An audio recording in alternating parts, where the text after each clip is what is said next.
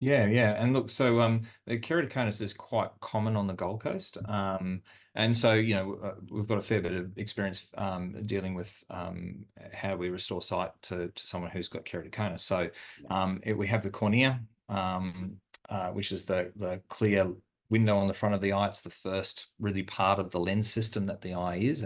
And so we generally talk about it being a fairly spherical, regular kind of shape. Technically not true, but for our intents and purposes, it is. With keratoconus, what ends up happening is that you end up getting irregularities in the shape of that cornea because it starts to bulge. Back when I was first learning about keratoconus, we would have said, it's probably 1 in 2,000 people had it.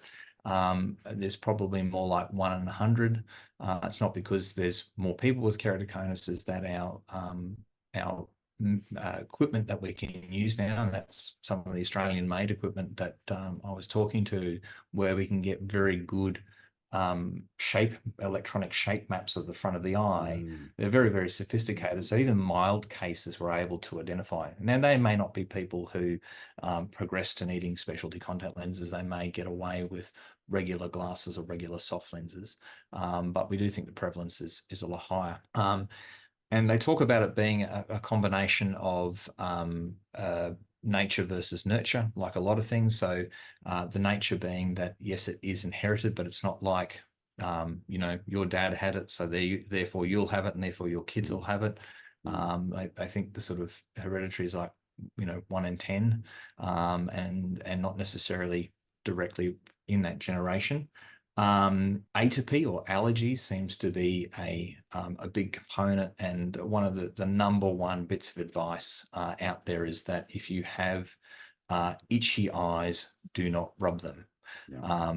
If you're the 1 in 100 who has the predisposition to having keratoconus, the last thing you want to be doing is rubbing the eye, because what happens is the cornea is made up of collagen fibers that are lined up over each other.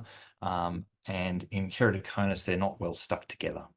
So you have the natural pressure from inside the eye pushing against the back of the cornea. Well, if you then go and rub the front, okay, you've got pressure in both directions, and those fibers start to slide. And if they start to slide, then the cornea becomes thinner and it starts to bulge out. Now, if it bulges, it's not a spherical shape anymore, and we can't use a regular lens to correct your vision. Okay, so the number one thing is, like anything, prevention's better than cure. Avoid the eye rubbing at all costs, and if you have itchy eyes, go and see an optometrist to get some assistance in treating that allergy. Is probably the number one first step. And keratoconus can be, it's not super common in 9-year-olds, but that's certainly the youngest I've seen. And so we need to be mindful of it Mm. even in our kids and teenagers. And it's typically most progressive between teenage years and 30 years old. Yeah. And that's the key time where you really see the progression. Yeah, so eye rubbing's the number one thing to avoid. Um, if you are unfortunate enough to then develop keratoconus, then you might find that it starts out that you have a little bit of blurred vision, you get some glasses that makes it a bit better, but down the track, either your eyes are changing very rapidly, and it may get to a point where you'll find that even with glasses on, you're just not getting satisfactory vision. It's always blurred. You might get starriness and flare at night around lights. You might have tried some contact lenses, but you're just not getting satisfactory vision with it because, Mm. like I said, that shape is no longer what we consider regular.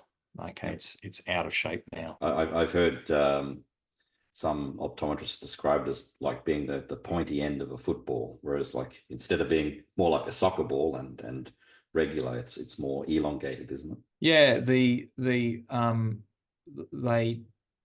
probably the one example is that they talk about we give different names to different types of keratoconus. Mm. And the two common ones are what we call a nipple cone, and one's called an oval cone. And it's called a nipple cone because it's like a little bump popping out of a round surface. So Mm. and so it's almost like a peak rather than the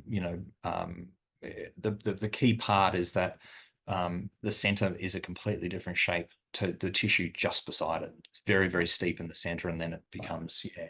Yeah. And there are some like surgical remedies and also non-surgical remedies for keratoconus, aren't there? So can you tell us a little about those? Yeah, and so a particular treatment that's become a very important part of progression control is a thing called cross-linking. So this is where if we pick up keratoconus in someone, then we're going to work with eye specialists, refer them to eye specialists who have the skills to provide corneal cross-linking, where what they're trying to do is get those collagen fibers to stop slipping, okay, and freeze them together.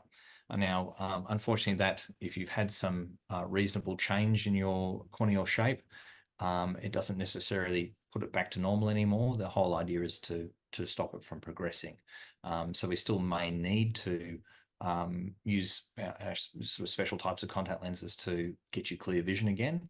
But the key part is we want to be able to try and stop that eye from changing as well.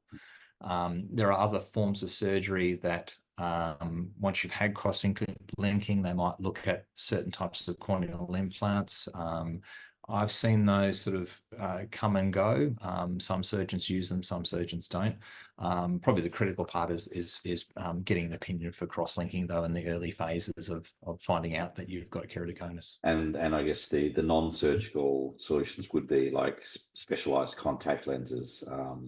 For example, scleral lenses. Can you tell us what they are? Yeah, so again, if we think back to this discussion around hard lenses, what is a hard lens? Well, it's a hard plastic, and the advantage of that is it provides a round surface again. And if we have a look at the way a hard lens bends light, so we look at the cornea bends light, water bends light, and the tear film is effectively water. And the hard contact bends light. So when you put them all together and the tear film fills up the gap behind the cornea and the lens, it all becomes a brand new lens. And now the contact lens provides that smooth round surface to look through again. Whereas a soft lens, if we've got a bumpy cornea, the soft lens goes on and then just wraps to it. So that's why they're not very successful at correcting it. We want something that's going to clear over that bumpy part and provide a nice round surface again. And that can vary anything from a